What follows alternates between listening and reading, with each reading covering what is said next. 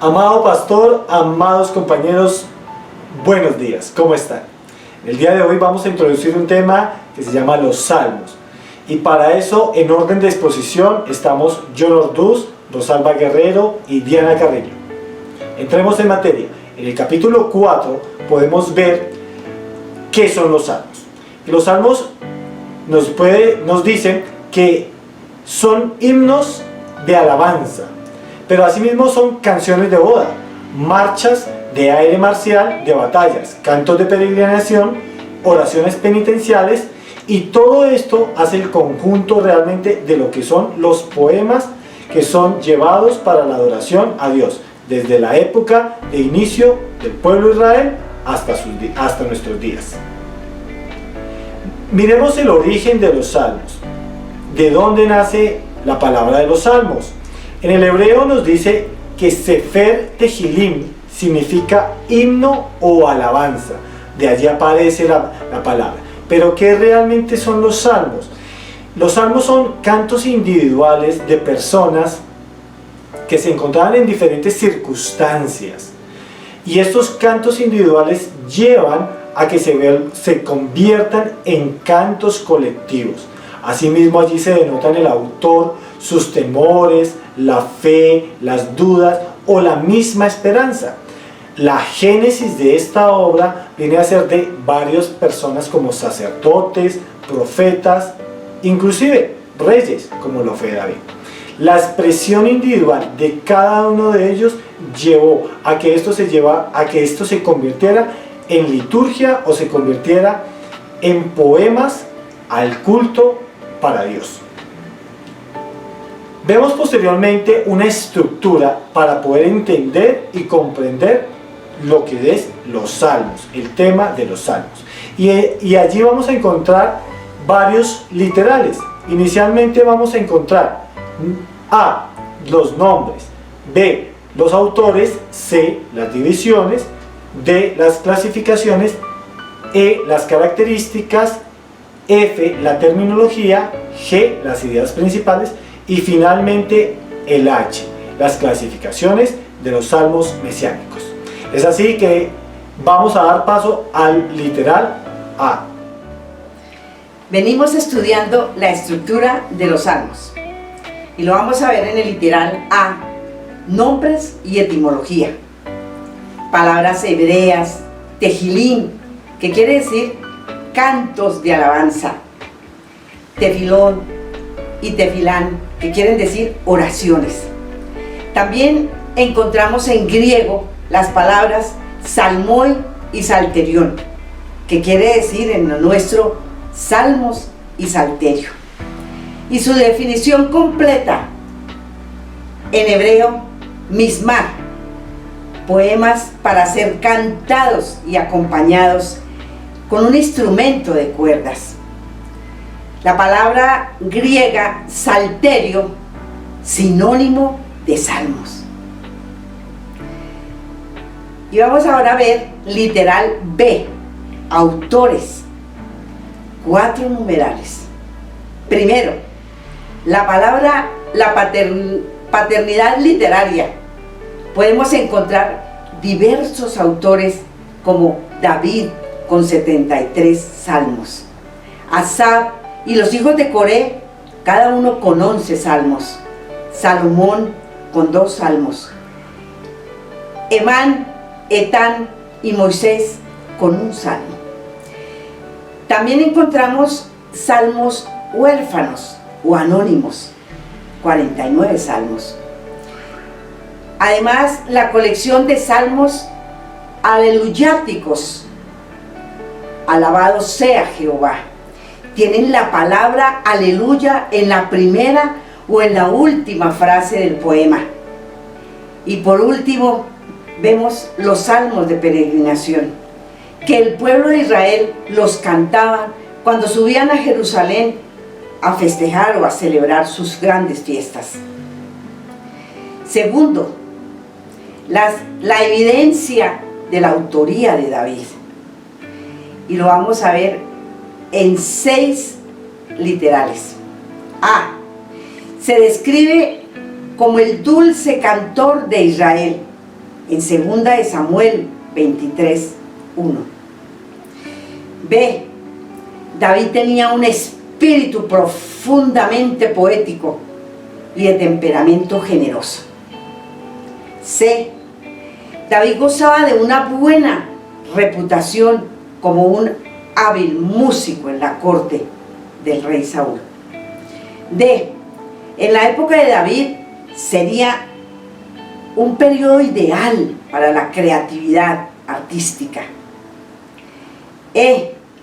Hay una estrecha relación entre David y el contenido de ciertos salmos, como el Salmo 51, donde muestra el arrepentimiento del pecado que cometió con Betsabé y Urías. Y por último, F.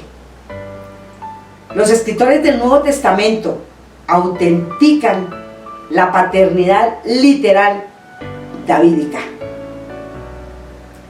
Tercero, fechas. Aproximadamente de 1000 a 500 años antes de Cristo.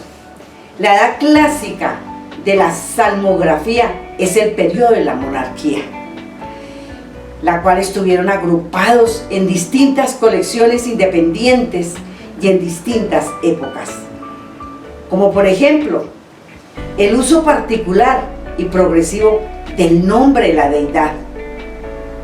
También relatan acontecimientos finales del reinado de David. Y finalmente, Esdras llevó a cabo la organización y redacción de los salmos. Cuarto, el rol divino. El mismo Dios inspiró los sentimientos que sus hijos deben albergar con respeto a Él y las palabras de que deben utilizar al dirigirse a Él. Por eso vemos, el Espíritu Santo inspiró y guió a los autores para compilar y organizar los poemas del Antiguo Testamento. En evidencia de ello está David, quien brotaba cantos de su interior, inspirados por el Espíritu Santo.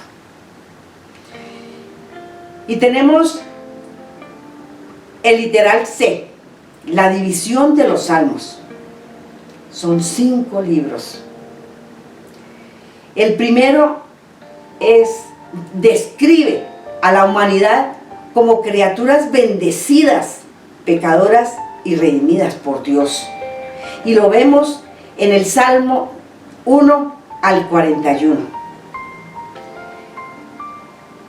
Luego, el libro 2, que describe la esclavitud y la liberación de la nación de Israel. Y están en el Salmo 42 al 72. El tercer libro habla acerca del tabernáculo y de la santidad de Dios. Y lo vemos en el Salmo 73 al 89. El cuarto libro menciona la relación del reino soberano de Dios con las otras naciones. Y lo vemos en el Salmo 90 al 106. Y por último, el libro 5, que comprende los salmos que son himnos de alabanza a Dios y gratitud por su palabra. Y se encuentran en el Salmo 107 al 150. Y ahora vemos el literal D. Continuamos con nuestro estudio del libro de los Salmos, en el literal D, la clasificación de los salmos. Y vamos a tener en cuenta al teólogo Hernán Hunkel, un erudito alemán del Antiguo Testamento que fundó la crítica de forma como método de estudio para la crítica bíblica, clasificando las unidades de la escritura por patrones literarios. Con respecto a esto vamos a estudiarlo en 8 puntos. El primero es himnos o cantos de alabanza. que lo que nos expresan son exaltaciones de la grandeza, el poder y el amor de Dios, que son manifestados a través de la naturaleza y del pueblo de Israel. El segundo son los salmos de súplica, que como lo dice su nombre, son lamentaciones, son quejas que las personas, los individuos o el pueblo presentaban ante Dios por tener un corazón atribulado o por sentir el asedio de los enemigos. En tercer lugar tenemos los cánticos de acción de gracia, que su tema principal era la gratitud a Dios, el agradecimiento por la cosecha, por la bendición recibida o por simplemente haber sido escuchada su oración. En el numeral 4 tenemos los salmos mesiánicos o del rey, en las que se destaca el rey, la naturaleza de su dominio y la relación con Dios. Principalmente el Salmo 2 y el 110 hablan del Rey universal, del ungido, del Mesías. En la categoría número 5 encontramos los salmos sapiensales o didácticos, que tienen como finalidad enseñarnos una lección indispensable para gozar la vida. Y lo podemos ver en el Salmo 1, que nos habla del camino del justo y el camino del pecador. En nuestra categoría número 6 encontramos los salmos históricos, que son los que nos narran toda la historia de Israel. Y vemos, por ejemplo, el Salmo 78, que nos narra desde el Éxodo hasta la monarquía de David. En nuestra categoría número 7 están los salmos alfabéticos o acrósticos, que tenían una gran relevancia para que el pueblo recordara. Era una forma fácil de recordación. Y tenemos como máximo exponente el Salmo 119, que cada estrofa comienza con la letra en orden del alfabeto hebreo. Y por último tenemos los salmos imprecatorios, donde imprecación significa maldición, castigo, y era donde el pueblo expresaba ideas con frases radicales y que eran exagerados con pasión para llamar la atención del lector. Algunas de estas imprecaciones vibraban en el fragor de la guerra, para lograr una batalla, para vencer a sus enemigos, a sus adversarios. También Dios apelaban a sus características, a sus atributos divinos de santidad y justicia. Por lo tanto, el pueblo, en circunstancias de maldad y de violencia, requería de un justo juez, que Dios expresara, como se le expresaba el hambre y sed de justicia, Él impartiera justicia. Pero como vemos que la revelación divina es gradual y progresiva, ellos no entendían el castigo eterno que el Señor Jesús nos enseñó, el infierno. Y ellos, los castigos que pedían para sus enemigos, eran mucho menores a estar en una eternidad separada de Dios. También vamos a estudiar el literal E, que son las características literarias del libro de los Salmos. Y como generalidades podemos ver que el libro de los Salmos tiene un lenguaje figurado, tiene abundantes figuras literarias como símiles, comparaciones, figuras retóricas, ¿sí? Tenemos metáforas que nos ayudan a tener un despertar, un captar de los sentidos a todos los lectores y que facilita la expresión de emociones, de sentimientos de los autores. Y es obviamente enriquecida con un máximo influjo de inspiración divina. En las características vamos a ver 3 características importantes, que es la ausencia de rima. La rima como la manejamos al día de hoy no existe. Ellos manejan una rima por ideas. La segunda es la ausencia de métrica. Ellos no manejan una métrica, sino manejan una estructura que está al servicio del pensamiento del autor. Y como máximo exponente está el uso de acrósticos, que son estructuras bien formadas y clasificadas como lo veíamos anteriormente. También constan de 2 o 3 versos que van ligados. Y tercero, vemos los paralelismos, que equivalen en este caso a la rima, pero es cuando utilizamos diferentes frases para ser ligadas y tener una armonía fonética o que corresponda a la unidad de pensamiento. la primera parte va paralela con la segunda. O podemos tener la primera parte que juegue con la última y en el centro tengamos el contenido o el tema del poema. Pero continuamos en nuestro estudio de los salmos con el literal F. Como hemos venido estudiando, ingresemos al literal F, la terminología. La terminología del pueblo de Israel es variada y muy utilizada en los salmos. Esta aduce a lo que son los poemas, el músico del poema o los instrumentos utilizados dentro del poema. Para ver esta terminología encontramos dos puntos principales, lo que es las designaciones. Primer punto, hay varias palabras en hebreo, como la palabra mismar, que significa salmo, la palabra sir, cántico, maskil, que significa didáctico o instructivo, miktan, que significa meditación u oración silenciosa, sajión, que significa alabanza, katamú, que significa cubrir o es una plegaria de protección para la persona, o sejú, que significa aullar o lamentar. En segundo punto, dentro de este literal F, vemos las indicaciones musicales.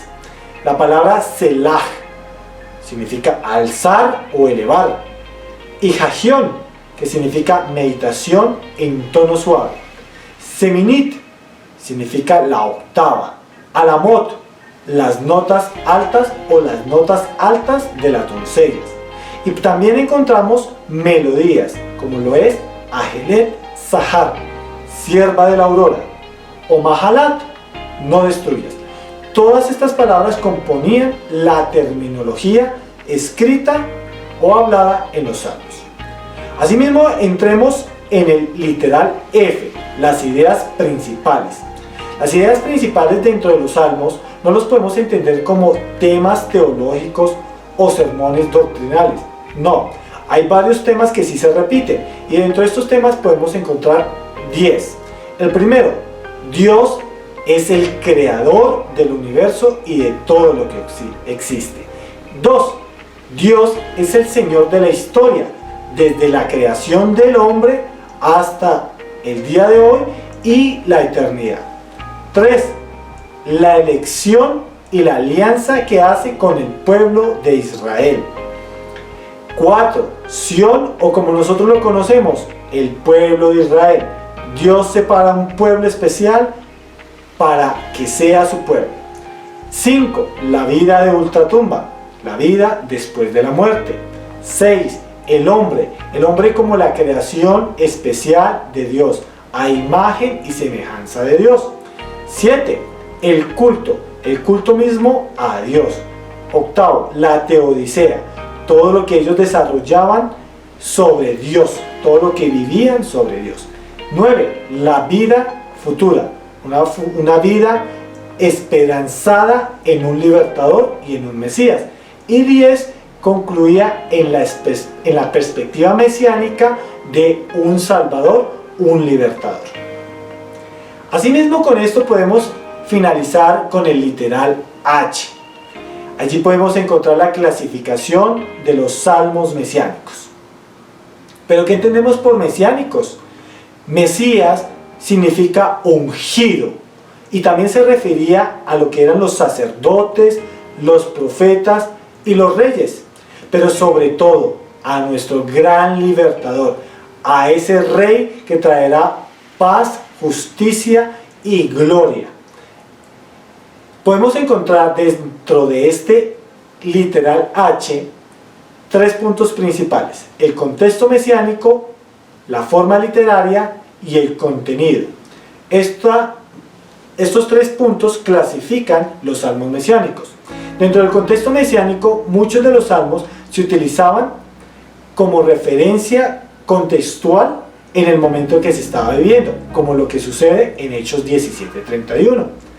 La forma literaria. En la forma literaria podemos encontrar cómo se hace referencia a Cristo o cómo se expresa directamente a la segunda persona, que es Cristo, de la deidad.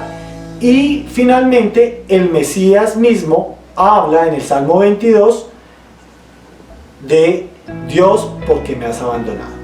Y en tercer lugar podemos encontrar el contenido, donde hallamos Cristo es el Rey, Cristo es el sacerdote y Cristo como profeta.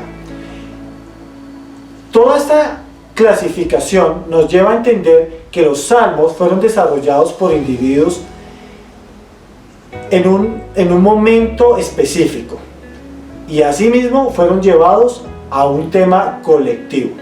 No siendo más, damos gracias a todos ustedes por poder haber introducido este tema de los salmos. Gracias a Dios.